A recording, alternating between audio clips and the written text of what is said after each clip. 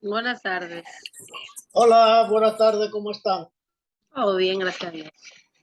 Qué bueno, me alegro. Buenas tardes, maestro. Hola, ¿cómo está usted? Todo bien, todo bien. ¿Y usted? Bien, bien, muy bien, gracias.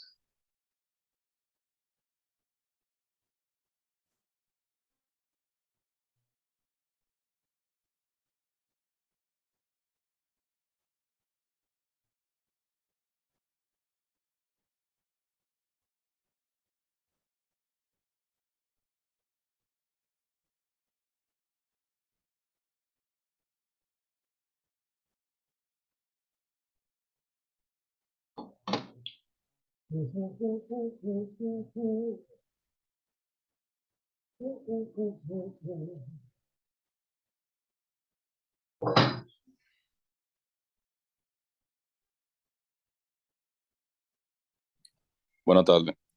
Hola, buenas tardes, Alexis, ¿cómo está usted? Todo bien, usted, maestro. Muy bien, me alegro.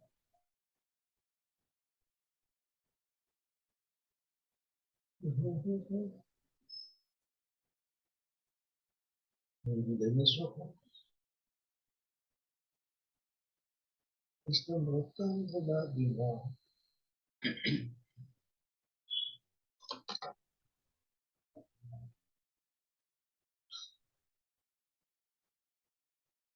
Esperamos un ratito, ya ustedes saben siempre. El próximo martes vamos a vernos allá. ¿Ok? En la universidad hay que darle calor al curso. ¿Verdad que sí? Pero como ustedes ven, se puede decir que no es que es lo mismo, es mejor dar la clase por aquí, por muchas razones. Lo que pasa es que la universidad no puede eh, desoír las disposiciones del ministerio porque eh, el ministerio fue presionado fuertemente por la asociación de padres universitarios. No sé qué tantos padres pueden estar aglutinados ahí, pero ellos presionaron mucho, pero sobre todo, oigan bien, porque querían sacar a los muchachos de la casa. Mire, ahí está entrando uno que se llama Lenovo. Usted sabe que sí se llama su computadora. Una Lenovo. Insisten ustedes de verdad que sí, en hacer las cosas incorrectas, porque es que no puede entrar a una clase si no tiene su nombre. Vamos a decírselo a Lenovo para que le cambie el nombre.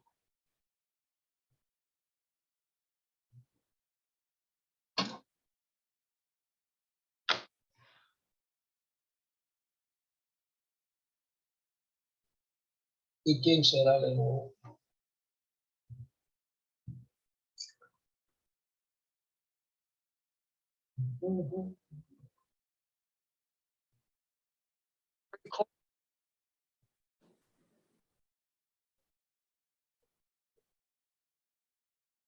Ah, parece que ya le puso el nombre Lenovo. O habrá salido.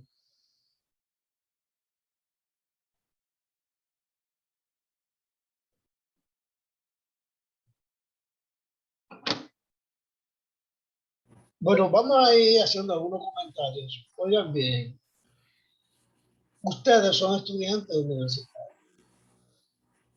La tarea que yo le puse es muy ridícula. Dos preguntitas. Dos preguntitas. Para una semana completa, usted contestar dos preguntas. Usted se conforma, ustedes son tan especiales que se conforman a responder las dos preguntas con un párrafo cada uno de una página. Es un trabajo. Con la agravante, oiga bien para que tú veas qué tan especial, ¿verdad? Algunos, no todos, obviamente. Ni ponen portada, ni repiten la pregunta. Usted sabe lo que un estudiante mandarme 2 respuestas a 2 preguntas que no coge la delicadeza de volver a escribirlas. Y se sabe quién es, porque la plataforma tiene tiene el medio con su nombre, la plataforma tiene su nombre. Y así mandan una página con 2 párrafos, uno por cada pregunta. Ni responden ni ponen la pregunta, ni dicen quién es. Uno tiene que adivinarlo por la conexión. ¿Se ve? Que en la plataforma está la lista de ustedes, lo que van mandando, ahí está su lista. Bueno, pero señor, oiga, pero usted quiere ser un profesional, usted está muy avanzado en la universidad para hacer esa barra basada, porque es una barra basada. Eso es una, no sé qué niveles que ustedes exhiben, qué niveles que ustedes tienen, qué nivel. Usted tiene que explicar las cosas. Usted tiene que hacer entender a uno que usted entendió lo que está diciendo.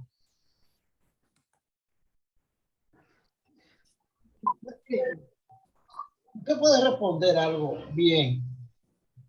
Usted tiene que darme a entender que usted sabe lo que está diciendo, porque sabe qué es lo que pasa.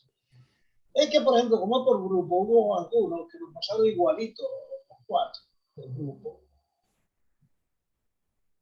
Y cosas realmente que no están correctas. Algunas no estaban correctas. Entonces no nos preguntan.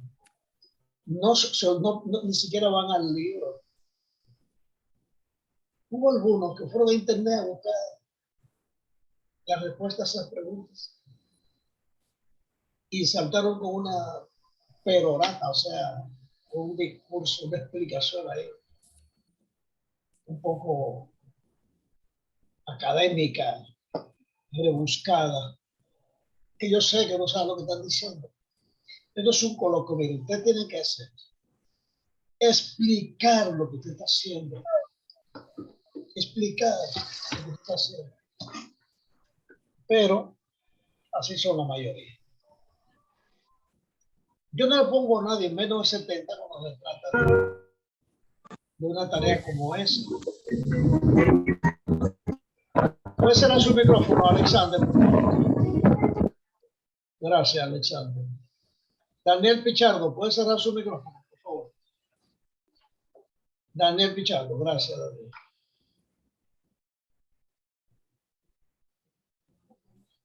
Pues sí, hubo algunos que no le puse menos de 70 y no me decían 70.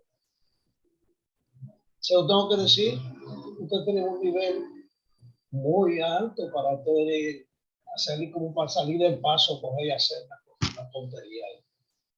Por favor, por favor. Tiene la oportunidad durante una semana de leer su libro. Y si lo van a buscar, busquen ese tema y céntrense en el objetivo de esa tarea. Pero ahora, como vamos a terminar el capítulo 2, le voy a poner el capítulo de la tarea. Y posiblemente le ponga 2 tareas de capítulo. Esta sería la semana de los exámenes. Así es que solamente tienen una tarea entregada y puesta entregada. Así es que su primer parcial va a ser esa tarea. Así es más fácil todo.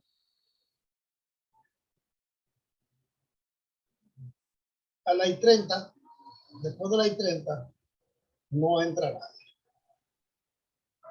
Ok. Le voy a sacar una foto de cuando comiencen y una de cuando terminen. Para los fines de la asistencia. Aquí hay un problema. En la universidad.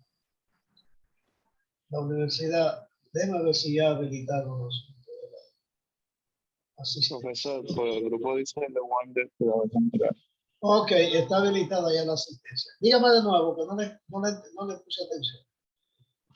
Lewander, que dice que le deje entrar. Escribió por el grupo de WhatsApp. No. Está ahí ya de. Ya entré ya. Gracias. Ah, ok.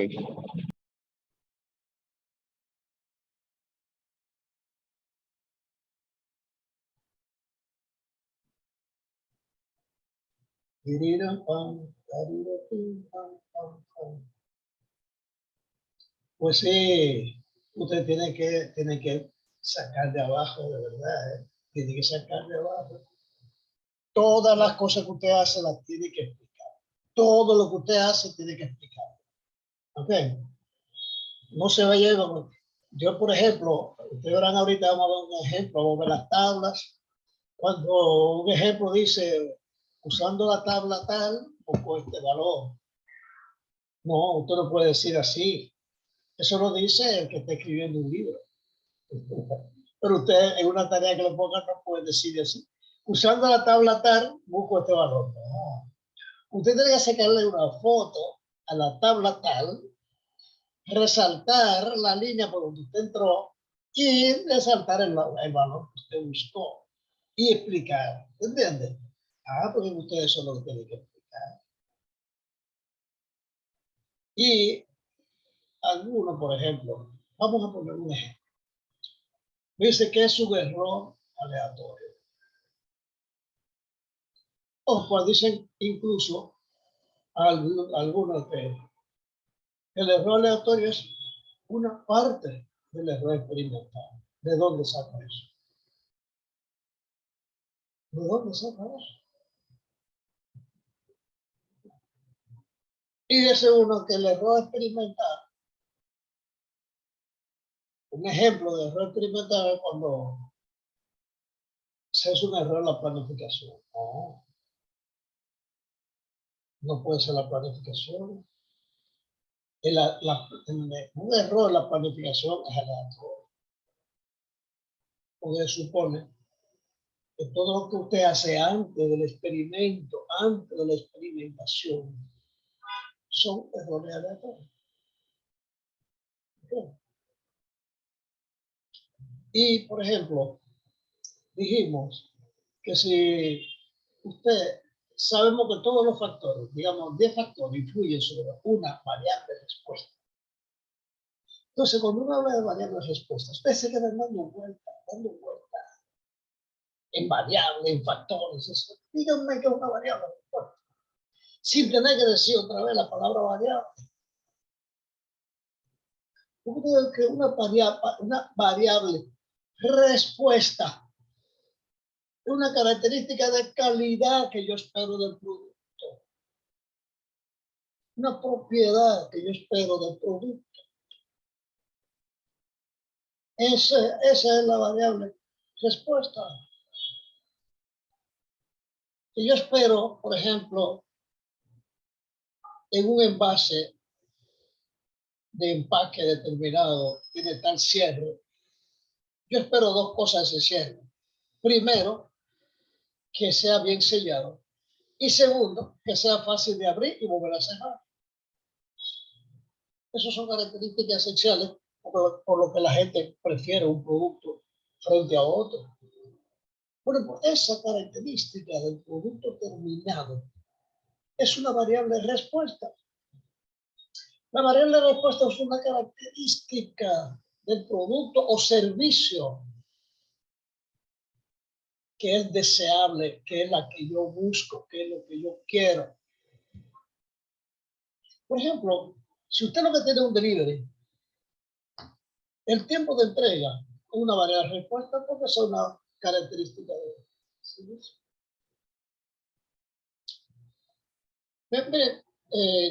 Claro, cada uno, yo te lo voy a poner todos los detalles. El que no está conforme con su nota, me tiene que escribir para yo explicarle por qué. Porque yo no puedo, porque son muchos. Y comencé a escribirle sobre las fallas al responderlo. Yo le dije a ustedes que tiene que ser en PDF, porque en PDF abre en la plataforma. en Word no abre en la plataforma. Entonces yo tengo que abrirlo aparte y aparte leerlo. Y allá donde yo lo leo, aunque es editable en Word, yo tendría que corregirle ahí, guardarlo, o no se lo puedo devolver, guardarlo en un archivo y devolvérselo al estudiante para que vea la corrección. Le digan usted si me voy a poner a hacer eso. No, yo no lo voy a hacer. No lo puedo hacer. Es demasiado trabajo. Cuando yo le estoy diciendo, en la plataforma lo dice, tiene que mandarlo en PDF. Se lo pido en PDF para que abra ahí mismo. ¿Ok? Bueno, vamos a comenzar. Revisa su asunto y que está inconforme. ¿Ok? Eso no quiere, eso, o sea, que si me convence de lo contrario, yo se lo arreglo. ¿Ok? Ok, estamos compartiendo. Todo eso que yo le expliqué se estaba grabando y lamentablemente va a quedar la grabación. Muy bien, vamos a ver que quedamos en evaluación puntual y por intervalo. Ya vimos que la evaluación puntual, que se la pregunté a alguno de ustedes, a un grupo, es un valor único de una muestra, Para yo poder determinar un intervalo, porque si usted coge una muestra y busca la media, si busca otra media, otra muestra, le va a dar otra media. Y si busca otra muestra, le va a dar otra media. Van a ser cercanas, muy parecidas. ¿Ok? Entonces, hay un rango de medias, un intervalo de medias, que yo lo voy a aceptar como válido si cae dentro de ese intervalo. Entonces, la estimación por intervalo es mucho más confiable, más exacta, y es porque la evaluación puntual está sujeta a todos los errores aleatorios y experimentales y no tiene chance de repartir esos errores en otras muestras. Entonces, cuando cogemos muchas muestras, ¿ok? Los errores experimentales y aleatorios se van a distribuir de forma igualitaria y voy a tener una muestra dentro de un rango. Y ese rango es precisamente lo que tenemos que estimar. Por eso hay dos tipos de significancia. Significancia preconcebida o predefinida y la significancia práctica. También le pregunté a un grupo cuál es la diferencia entre esas dos significancias. Y su forma de responder me dio a entender que ni siquiera sabía lo que era una significancia. Porque no mencionaron en ningún momento el intervalo. Porque una significancia es el margen que usted está dispuesto a aceptar como mínimo para usted aceptar o no una hipótesis. Okay. También cuando hubo una pregunta de la hipótesis que está en el libro, no lo hemos visto, lo vamos a ver ahora, pero la pueden revisar en el libro. Okay. Muy bien.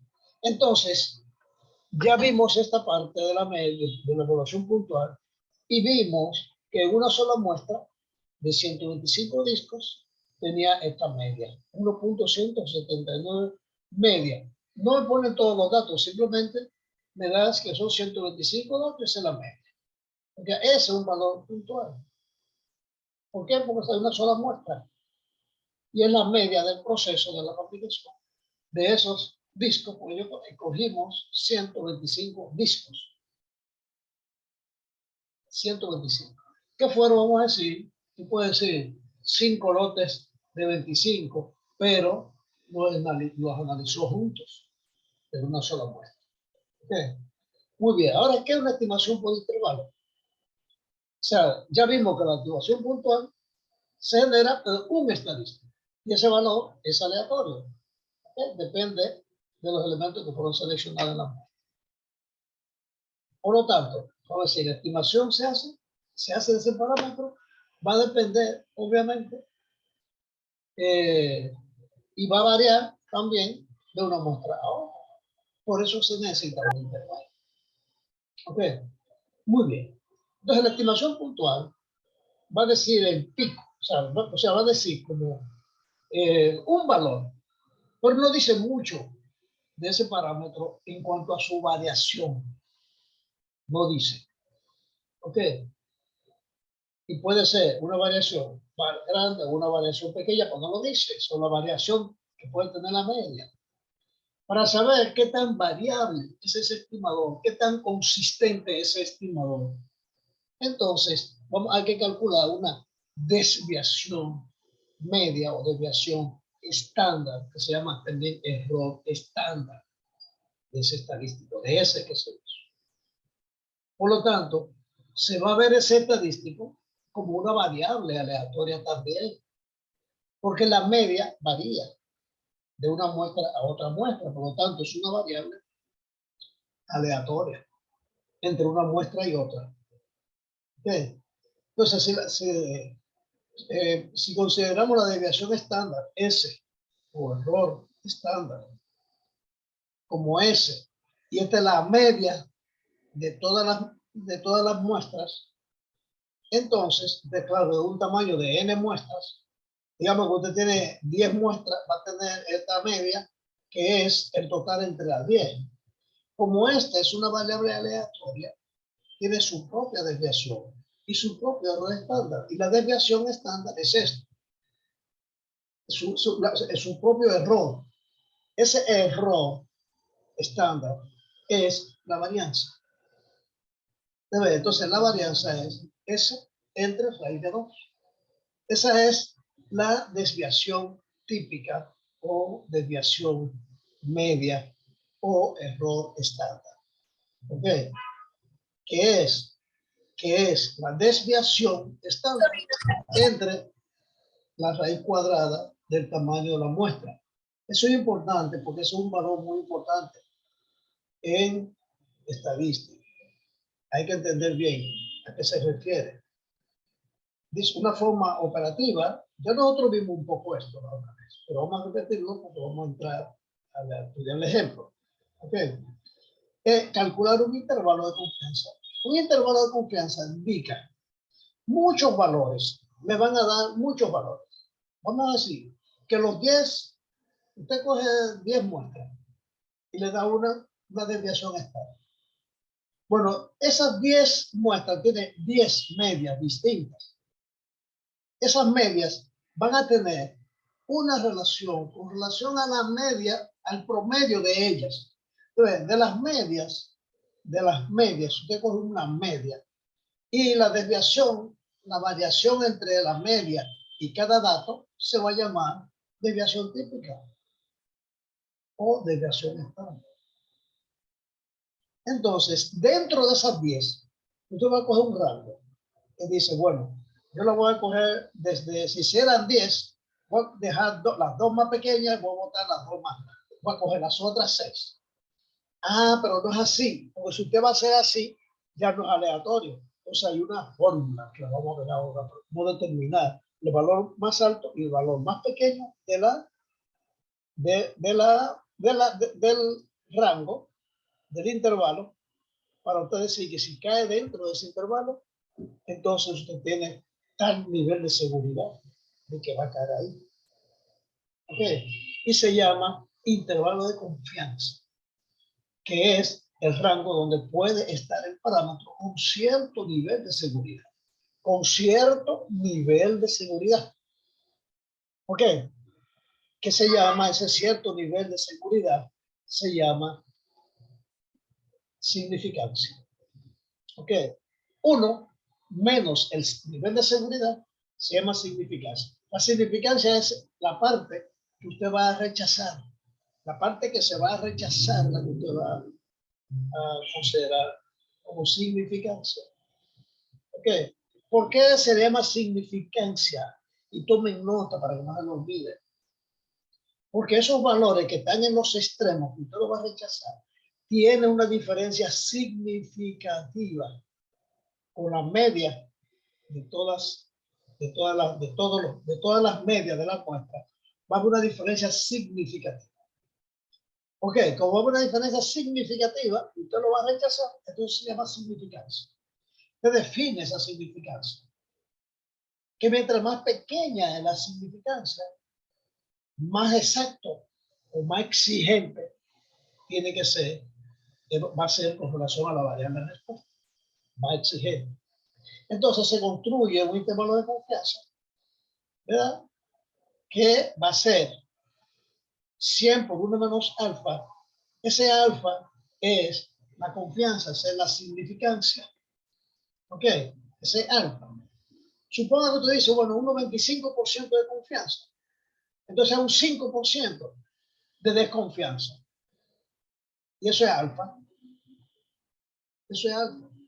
El 5% de desconfianza. ¿Ok? Si yo quiero que un valor me caiga un 80% de confianza, quiere decir que va un 20 de desconfianza. Y ese parámetro puede ser la media, la proporción, la desviación estándar, que le vamos a llamar un parámetro desconocido. Recuerden que ese parámetro desconocido es de la población y lo voy a calcular a partir de los estadísticos de la muestra. Entonces se van a estimar dos estadísticos, usted ve, a partir de la muestra, que va a ser uno menor y uno mayor. De manera que la probabilidad de que este parámetro se encuentre entre ellos sea 1 menos alfa. 1 menos alfa. Porque 1 menos alfa, si alfa es un 5, es un 95%. Si alfa es un 3, es un 97%. Si alfa es 8, es un 92% de probabilidad. Entonces usted va a tener, este parámetro va a tener una probabilidad de estar entre este valor y este valor, una probabilidad de tal por ciento, de este por ciento que está aquí. Y este L y U son los límites del intervalo. Los límites. ¿Ok? Entonces, digamos, dice la correcta interpretación de un intervalo de confianza es como si. Ok. Si se obtuvieran 100 muestras independientes, 100 muestras independientes. Un momentito que está. 100 muestras independientes. ¿Dónde se me metió ese independiente? Ah, todavía no se ha metido ninguna. Ok. De una misma población, ¿verdad? Cada una de un tamaño n, y para una muestra, para cada muestra se va a calcular un intervalo de confianza a un 95% para el mismo parámetro, si fue para la media o para la varianza o para la proporción. Entonces, se espera que el 95% de los valores, ¿verdad?, va a estar dentro de ese intervalo. De ese parámetro, va a estar dentro de ese intervalo. En la práctica se obtiene solo un intervalo, no un intervalo para cada muestra, y se dice que ese intervalo tiene una confianza de 100 por 1 menos alfa. Eso es un nivel de confianza. Esto tiene una interpretación constante en el sentido de que el parámetro estará en ese intervalo de las veces que apliquemos el procedimiento. O sea que si usted aplica 100 veces el procedimiento, 95 van a caer dentro de ese intervalo si su significancia es un 5%. ¿Qué longitud debe tener ese intervalo de confianza? Bueno, el ancho de ese intervalo de confianza indica qué tan preciso es la estimación. Oigan bien, mientras más ancho es el intervalo, menos preciso. Mientras más ancho es el intervalo, menos preciso es. ¿Por qué? Porque la significancia es muy bajita. Si usted le pone una significancia muy bajita, va a estar como exigiendo demasiado. Ok. En 10 minutos se va a terminar y vamos a volver. Ok. Por eso es deseable que esa longitud, el ancho del intervalo sea pequeño y con un alto nivel de confianza. Mientras más ancho es el intervalo, más fácil caer allá adentro. Por lo tanto, va a tener una significancia alta. pero la significancia debe ser bajita y el intervalo rango. La confianza debe ser alta y un intervalo pequeño. Fíjense usted, son dos cosas que me aseguran que la variable respuesta va a caer dentro del rango. ¿Ok? Eso quiere decir que es muy exigente. Eso quiere decir que si el rango es pequeño y el nivel de confianza es alto, entonces tenemos un proceso robusto, o sea, fuerte. En cambio, si el intervalo es ancho y el nivel de confianza es más bajo, entonces cualquiera pasa. Hasta un producto que tiene muchos defectos puede pasar. ¿Ok? Ya usted ve entonces que ese ancho es mayor a medida que sea mayor la varianza de la población y el nivel de confianza. El ancho del intervalo es menor si se incrementa el tamaño de la muestra. Si usted aumenta el tamaño de la muestra, claro, va a ir disminuyendo el intervalo de confianza. ¿Por qué? Porque usted va a encontrar un intervalo cada vez más pequeño. Si usted tiene 10 muestras, 10 medias, ¿verdad? Contra 200 medias. Oiga, la precisión en la 200 es muy alta. Por lo tanto, usted va a tener un rango muy pequeño. Entonces, ¿cómo se construye el intervalo de confianza? ¿Verdad? Hay que encontrar los valores de la variable.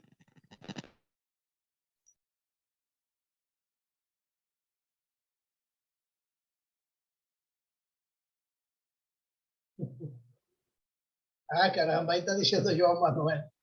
¿Qué está allá en la universidad? Bueno, tiene que ver su chat, ¿verdad? Bueno, vamos a ver. Yo quiero buscar, esta es la media. La probabilidad de que la media me caiga entre este valor y este valor, y que esa probabilidad sea 1 menos alfa. Muy bien. Si tenemos todas estas medias, entonces muestras aleatorias de tamaño n, una distribución normal, la media y la varianza, que es la desviación estándar cuadrado, son desconocidas. Cierra tu micrófono. Cierra tu micrófono, el último control. Gracias. Muy bien. Aunque el procedimiento general para deducir ese intervalo es a partir de un estadístico que involucra al parámetro de interés. Yo quiero la media, pues tengo que buscar un estadístico que involucre la media y la media de la población, o sea, la media, el parámetro, y la media de la muestra. Y los 4 valores que intervienen en este estadístico para determinar el intervalo de confianza para la media es el estadístico, que es la media muestral, mu, que es la media poblacional, que es el parámetro.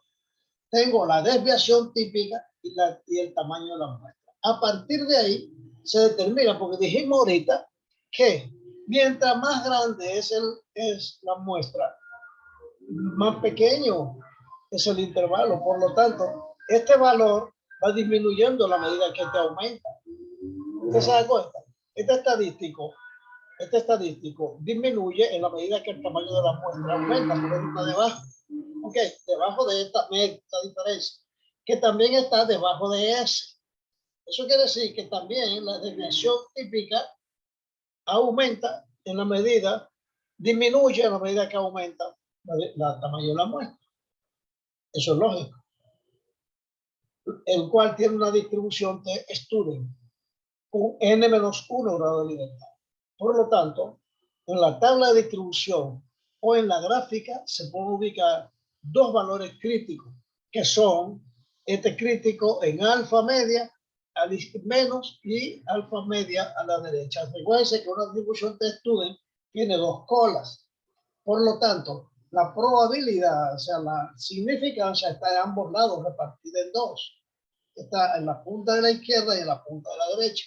Si yo tengo una significancia de un 5%, pues lo tengo que poner 2.5 a la izquierda y 2.5 a la derecha, porque la probabilidad es el área debajo de la curva de distribución. ¿Ok? Por lo tanto, en la tabla, voy a tener que que es el estadístico, que es el estadístico, que es el que yo voy a buscar para ponerlo aquí. Este estadístico me va a quedar entre el estadístico, o sea, menos el estadístico en alfa media, aquí a la derecha, y a la derecha más el estadístico en alfa media. Fíjense que esta media que está aquí. Que está aquí. Ok, ahora fíjense. Si usted despeja de aquí la media, si despejamos la media de aquí, de esa ecuación que está allá adentro, desde acá, pues va a quedar. Si usted dice, bueno, eso, despejándolo aquí dentro, si usted multiplica esto por este y esto por este, se va a quedar los dos multiplicados por este, ¿verdad que sí? Ok. Pero aquí yo tengo la media menos mu. Entonces, esa media positiva yo la paso para acá y negativa la paso para allá. O sea, poniendo esto, yo multiplico esto por menos 1, esto va a quedar positivo y estos dos negativos. Y fíjense, como esto es menos, me va a quedar me va a quedar de este lado y este va de qué lado. A este le resto este valor que va a quedar. Mire, S entre raíz de n va a multiplicar a esto y va a multiplicar a esto. Como así, menor que y menor que, en ambos casos, menor que y menor que, y yo voy a sacar de ahí lo voy a poner para allá y lo voy a poner para allá. Y luego multiplica por menos 1, le queda así tal cual está acá. Tal cual está acá. Ahora tengo esos dos valores, donde L va a ser a este, todo esto que está aquí. Vamos a ver si lo vemos los dos juntos. Si no, lo pongo un poquito más pequeño. Bueno, esa es esta L que está aquí. Todo esto aquí es L. Todo eso ahí, perdón. Todo esto aquí, no lo vas a ver. Esto aquí es L y esto aquí es U. Ok. Muy bien. Voy a ver el ejemplo. Y en ese sentido, esos valores son los números que se buscan para definir el intervalo para 100 por 1 menos alfa grado significancia o grado de confianza. En la tabla de estudio se observa que para que una muestra mayor o igual a 30, ese intervalo de confianza, este intervalo para esta confianza, para la media, es aproximadamente X más o menos 2, decimos 2, que es el límite, lo vamos a ver ahora, por S entre raíz de n, o sea, que es cerca de 2. ¿Por qué es cerca de 2? Vamos a verlo acá. Usted ve, cuando este valor tiende a ser grande, cuando n tiende a ser grande, este valor que está aquí, z, o el estadístico que sea, aquí le pusimos tiene z, pero puede ser t, tiende a tener un valor máximo de 2. Entonces, aquí te llega hasta 3.5, pero para valores 0, y para valores muy, muy pequeños. Pero para un 5% tiende a llegar máximo de 2. Máximo de 2. ¿Ok? Máximo 2. 2.1, 2.2. Ya de ahí para allá es insignificante. O sea que es aproximadamente igual a 2. Por lo tanto, el valor, vamos a ver en este ejemplo para aplicar la tabla y ver de dónde salen esos valores. ¿Ok? Muy bien. En un proceso de inyección de disco de plástico, ¿verdad? Para la calidad de un disco, para la calidad de un producto, es su grosor. O sea, el grosor es una de las cosas más importantes. Y dice que debe ser de 1.2 milímetros, ese es el espesor. Pero tiene una tolerancia de más o menos 0.1. Esa tolerancia no es el elemento a tomar en cuenta para calcular un intervalo, no. Él le dice más o menos 0.1 para decirle que puede